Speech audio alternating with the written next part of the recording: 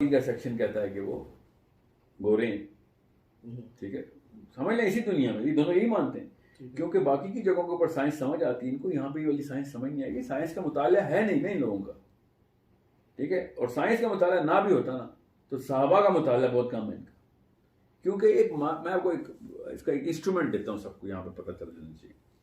हजरत काब बिन अहबार ने कहा, काब बिन अहबार लेटर सहाबी हैं, हजरत माविया के दौर में, ही वाज इनसाइड मदीना, ही हजरत माविया रज़ियल्लाहु अन्हु को भी मना भी किया था ये वाली बातें ना किया। उन्होंने क्या बातें करते होते, वो दज्जाल की ना इंटरप्रिटेशन कर देते थे। तो उन्होंने कहा कि जो जुल्करनैन है ना वो सुरैया पे जाके अपना घोड़ा बांध के आ गया था। सुरैया उस सितारे का नाम है, ठीक है। तो वो सितारे पे गया था, यहाँ से ट्रैवल करके बाहर चला गया था, और वहां पे उसने लड़ाइयाँ लूड़ियाँ जो भी की थी, और उसके बाद याजूज माजूज की दीवार बनाई थी, और वहीं पे घोड़ा बांध के खुद वापस आ गया था। घोड़े की भी जरूरत नहीं थी उसको, ठीक है। ये गौर से समझने की बात है यहाँ पे। अब मैं जिस भी बंदे से बात करता हूँ, ये मदरसे के फारूक तहसील उलमा कराम की बात कर रहा हूँ, वो एक खास सनद के थ्रू चलते हैं ना, तो वो ये कहते हैं कि काब अखबार जो थे वो ज़ईफ रावी हैं। तो ज़ईफ रावी तो होंगे, उनकी अपनी हदीस है, उन्होंने कौन सा अल्लाह के नबी सल्लल्लाहु अलैहि वसल्लम से हदीस सुनी है, उन्होंने खुद बताया ये, मगर चूंकि उनको ज़ईफ रावी कह दिया तो मैं मान लेता हूँ वो ज़ईफ रावी, कोई बात नहीं, ये बात उन्होंने नहीं की। ये मतलब है ना उलमा कराम का, उन्होंने ये बात नहीं की। मैं अभी एक बता रहा हूँ, अभी बड़ी बताता हूँ आपको। तो किसने की है ये बात फिर? मतलब मेरे दादाजी ने तो नहीं की ना ये बात, ये 1400 साल पहले ही किसी ने की है ना बात। ये झूठ है, ये बात मान लेता हूँ, ये झूठ है बात कि सुरैया पे बांध के नहीं आया जुल्करनैन, मगर 1400 साल पहले इंटरगैलेक्टिक किस्म का झूठ कौन बोल रहा था? बड़ा पॉइंट उठाया आपने, समझ रहे? इसका मतलब ये बात तो तय है कि हदीस अगर ज़ईफ है भी उनकी, मगर इंटरगैलेक्टिक ही मतलब लेते थे सहाबा का साहबी, और ये बात सही लिखी है फिर हज़रत ज़ैद बिन असलम ने कि ये आम सी बात थी उनके लिए इंटरगैलेक्टिक।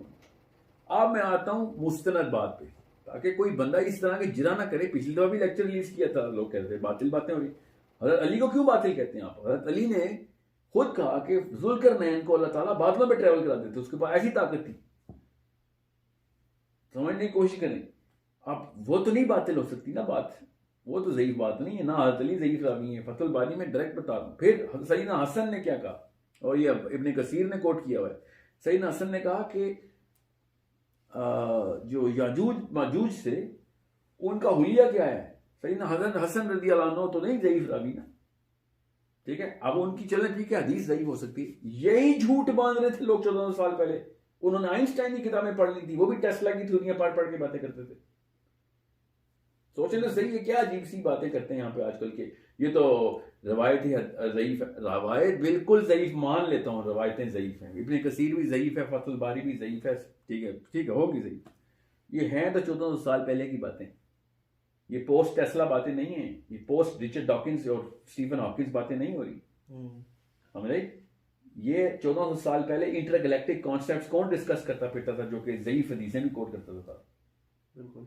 तो सैयदना हसन ने क्या कहा कि याजूज माजूज के जो कान थे वो इतने लंबे थे कि जमीन को गिरते थे, और इतने बड़े थे कि वो एक कान को गद्दा बनाते थे और दूसरे कान को लिहाफ बना के सोते हैं। ये याजूज माजूज की प्रेजेंट टेंस की सैयदना हसन रज़ियल्लाहु अन्हु की हदीस है इब्ने कसीर में।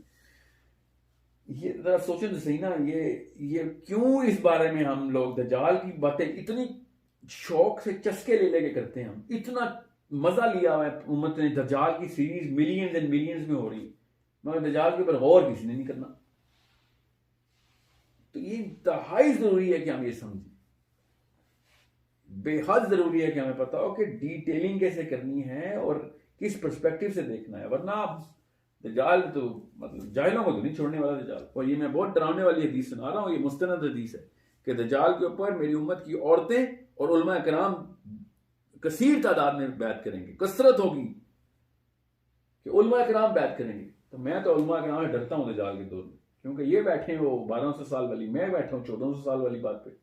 तो 1400 साल पहले वाली बात हो, वरना मुझे एक दफा आप बता देंगे तमीमुद्दारी दज्जाल से मिल कैसे आया। अभी तो दज्जाल ने एंड ऑफ टाइम में मिलना है, ये बड़ी बात है। वो कैसे मिल आए पहले से? उनके पास टेक्नोलॉजी तो नहीं थी ना कोई, तो यकीनन पोर्टल से तो मिले। क्या तमीमतदारी पोर्टल से ट्रैवल करते रहते थे? नहीं, उन्होंने एक दफा ही मिले हैं, वो भी जहाज गुम हो गया था उनका, तूफान में जहाज गुम हो गया था, वो जान के दज्जाल से थोड़ी मिलने गए थे।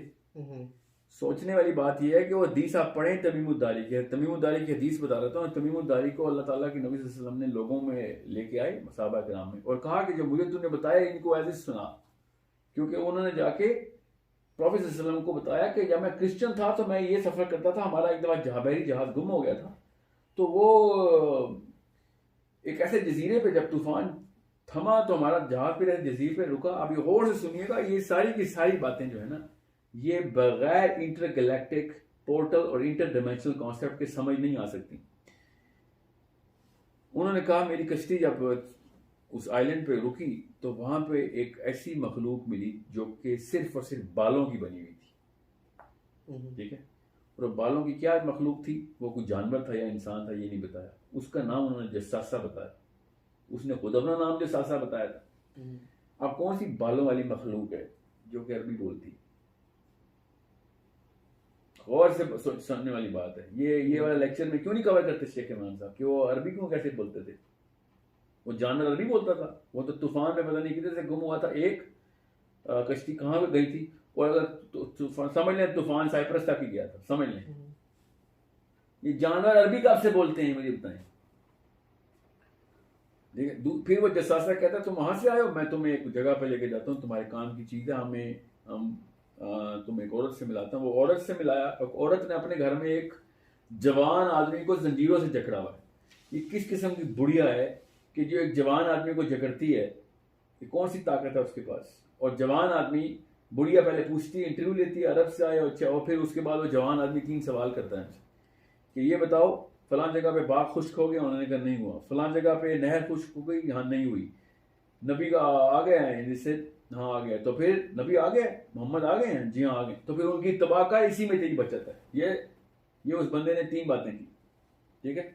अब बाय द वे वो दोनों खुश्क हो चुके हैं, वो बाग भी और वो जॉर्डन का, और वो सॉरी मैंने क्यों खुश्क करा दी नहर, वो फरात का पानी उन्होंने पूछा था, ठीक है, दजला या फरात का।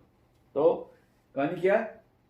सवाल ये नहीं है कि उसने क्या पूछा क्या नहीं, सवाल ये है वो किधर से आया उधर, एक उस वक्त में कैसे पाया गया। साहबा ने ये क्यों नहीं कहा कि या रसूल सल्लम ये तो एंड ऑफ टाइम में आना था, आपने तो आपकी तो नाउज़ुबिल्लाह बाद में यहाँ पे शुरू में कैसे आ गया वो?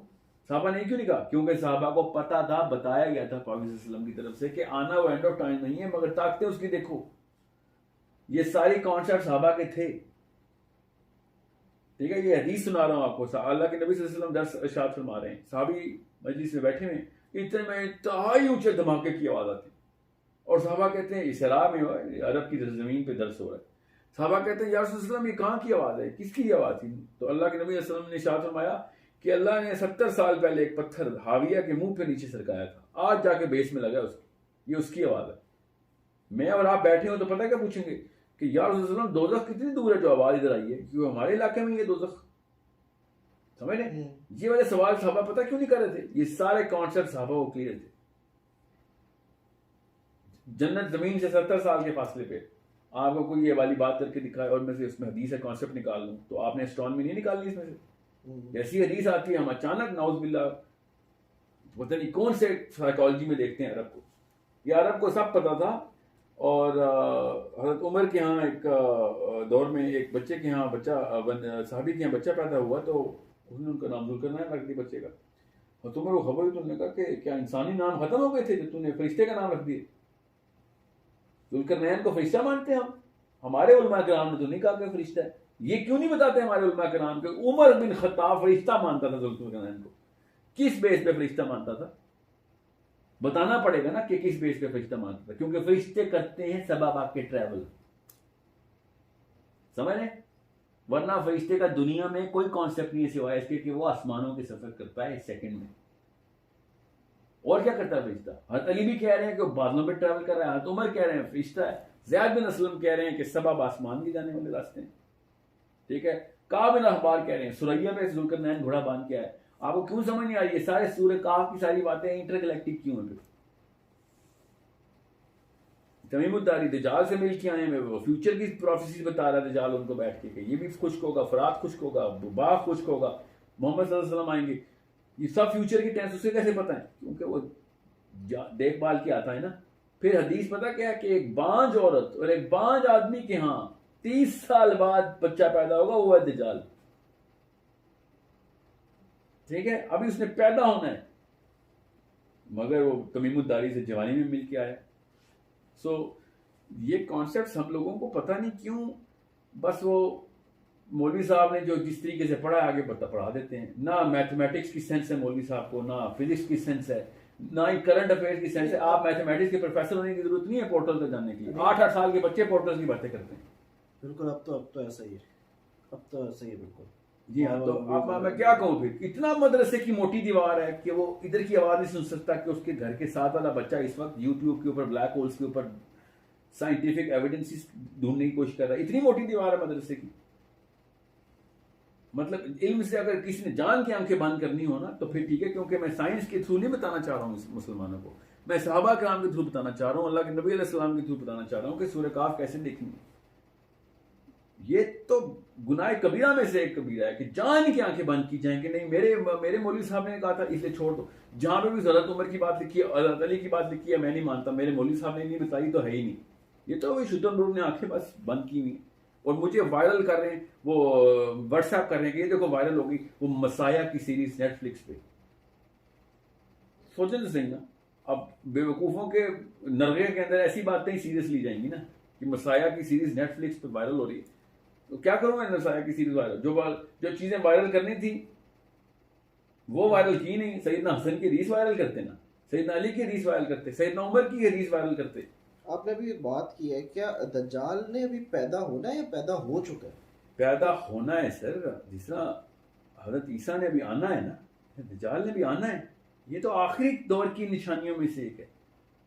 लेकिन फिर वो उस टाइम पे किस तरीके से एग्जिस्ट करता है? टाइम ट्रेवल कैसे एग्जिस्ट करता है?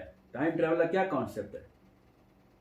मैं अगर पास में चला जाऊं, ठीक है, टाइम ट्रेवल का समझ लें वो टेक्नोलॉजी है। मैं पास में चला 1910 में चला गया अपने दादा हुजूर से मिलने। मैं मिला तो उन्होंने कहना अभी तो तूने पैदा होना, तो झूठ बोला, तो मेरा पोता नहीं, तूने तो अभी पैदा होना है, अभी तो मेरा बेटा भी नहीं पैदा हुआ, तू कह रहा मैं तेरा पोता हूँ। बेसिक्स समझने की कोशिश करें। इसका लीनियर डायग्राम है सर, डायमेंशंस की, फिजिक्स की, टाइम की, और टाइम को ऊपर से। अब टाइम डायलेशन हमें कॉन्सेप्ट क्लियर है हमारे, अब हमें पता है। कैसे हमें पता है? ये कोई मैं कहानियां पढ़ के या एवेंजर फिल्मों से नहीं बता रहा हूँ। स्पेस स्टेशन के ऊपर घड़ी किसी और तरीके से चलती है, जमीन पे किसी और तरीके से चलती है। स्पेस स्टेशन ज्यादा दूर नहीं, ऊपर हमारे वाला जो स्पेस स्टेशन है। Time dilation is not a magical phenomena, it's a law of physics. Gravity से जितना दूर होंगे टाइम उतना स्लो ट्रैवल करेगा, फिर किसी और की ग्रेविटी को जाएगा, और उसकी ग्रेविटी हमसे भी ज्यादा हुई तो उधर ज्यादा ट्रैवल करेगा, हम स्लो ट्रैवल कर रहे होंगे। अब दिस आर बेसिक्स, इस बारे में किसी भी शक में मत जाएं। ग्रेविटी के कॉन्सेप्ट को मानते हैं मगर टाइम ट्रैवल और टाइम डायलेशन को नहीं मानते। टाइम डायलेशन ग्रेविटी का ही कॉन्सेप्ट है, या फिर टाइम को ही नहीं मानते, फिर छोड़ें, फिर घड़ियां तोड़ें बैठ के अपनी। एक और अभी आपने बात की याजूज माजूज का जिक्र किया कि उनके कान बहुत लंबे थे, क्या वो इंसानी मखलूक नहीं? क्योंकि देखें, इंसानी मखलूक सिर्फ हमारी शक्ल की नहीं है, ये बात समझना पड़ेगा आपको। फतह बारी में ही लिखा हुआ है कि आदम अलैहिस्सलाम के सीमन जमीन पे गिरा, उस मिट्टी से सीमन ने रिएक्शन करके याजूज माजूज बनाए। तो है तो आदम के इस पन से निकले हुए, औलाद आदम में आएंगे। और इसी मट्टी, नहीं, ये वाली मट्टी देखें, ये भी अच्छा कॉन्सेप्ट मैं आपको बता दूं।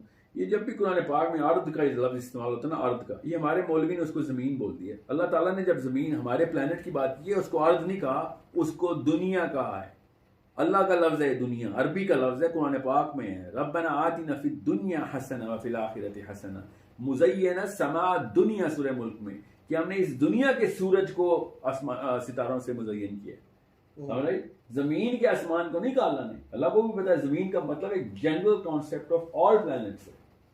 तो जब अल्लाह ने कहा ना कि खला का सब समावाति वल अर्द, तो अल्लाह ताला ने कहा तमाम प्लैनेट्स मैंने, जो अर्द का जो क्ले का कॉन्सेप्ट है, जहां जहां पे भी है, वो मैंने 7 दिन में बनाया। हम समझते हैं हमारा प्लैनेट अल्लाह ने 7 दिन में बनाया। प्लैनेट की क्या हमने इतनी बड़ी औकात कर दी है कि अल्लाह ताला सारे आसमान बनाएंगे 7 दिन में, और हमारी जमीन का एक प्लैनेट 7 में। हमसे ज्यादा तो जुपिटर में टाइम लगना चाहिए, समझ रहे? सो इस या तो मार्स को भी डिलीट कर दें, मार्स भी कोई चीज़ नहीं है, ठीक है। 7 दिन में ज़मीन बनी है तो मार्स कितने दिनों में बना होगा? ये दिमाग क्यों ज़बरदस्ती कंफ्यूजन डाली हुई हमने, बस आंखें बंद करने की, अब किसी ने ठान ली हो ना। दज्जाल ने आंखें खोली हैं और ये लोगों ने समझना है कि नबी है या अल्लाह है, क्योंकि उलमा किराम की बैत होनी है। मैं अभी बता दूं, सूरह ये अल्लाह के नबी सल्लल्लाहु अलैहि वसल्लम ने कह दिया कि औरतें और उलमा किराम बैत करेंगे उस पर।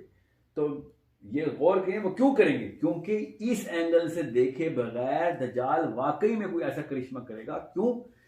क्योंकि अल्लाह ताला के नबी सल्लल्लाहु अलैहि वसल्लम का मैं ख्वाब सुना दूं आपको इधर। अल्लाह के नबी, और ये हदीस कुछ 70 तुर्क से है, 70 दफा लिखी गई है ये दोनों किताबों में।